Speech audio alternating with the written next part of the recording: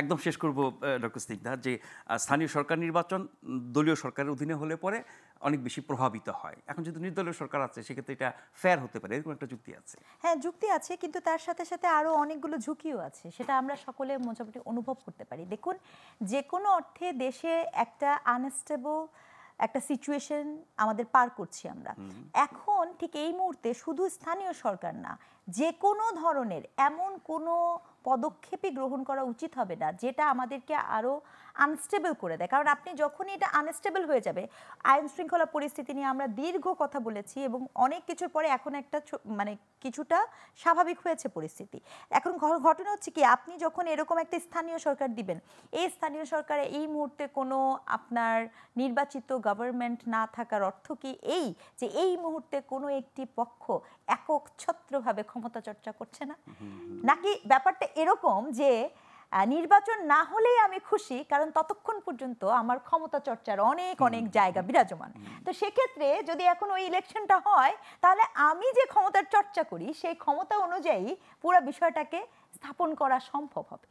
এবং সেটা যদি হয়ে থাকে, তাহলে উদ্দেশ্যটা আসলে কোনো ইতিবাচক উদ্দেশ্য না, উদ্দেশ্যটা কিন্তু আসলে মঙ্গলময় না। উদ্দেশ্যটা হচ্ছে একটা অসাধু উদ্দেশ্য। সেই উদ্দেশ্যটা হচ্ছে আমি কতদিন ধরে এই ক্ষমতায় রাখতে পারি বা থাকতে পারি। ঘটনা একটা কথা আছে না, যে যায় লঙ্কায় সেই হয় রাবণ। তো এই যে ক্ষমতার কোনো এক অদ্ভুত মনে হয় টেস্ট আছে, এই টেস্টটা যখন কেউ পেয়ে যায়, হ্যাঁ, এটা আমার মনে হয় যে সেই টেস্টটা যে কিরকম, এটা যেহেতু আমি এখন বসি না, জাহিদ ভাইও বসে নাই, কিন্তু এর একটা টেস্ট আছে কোনো এক অদ্ভুত। তা না হলে বলেন, এই যে আপনাকে তো মানতে হবে, আপনি যত যাই বলেন 2008-এর যেই আওয়ামী লীগ, সে তো জনগণের ভোটে নির্বাচিত হয়ে বহুল আশা নিয়েছিল, সেই যে এইরকম মানে কি বলবো, আমরা যেটাকে বলি নেকেড পাওয়ার, এইভাবে যে সে তার পাওয়ার প্র্যাকটিস করবে আমরা তো ভাবিনি। একইভাবে এই যে গভর্নমেন্ট, গণ অভ্যুত্থানের সবাই তো মিলেই এই গভর্নমেন্টকে বসিয়েছি, সকলের এক ধরনের কম্বিনেশনই তো এটা হয়েছে, নাহলে তো গণ অভ্যুত্থান হতো না। কিন্তু মনে রাখা জরুরি যে রাবণ না হয়ে উঠি। জি, সে আশঙ্কা সত্যি না হোক।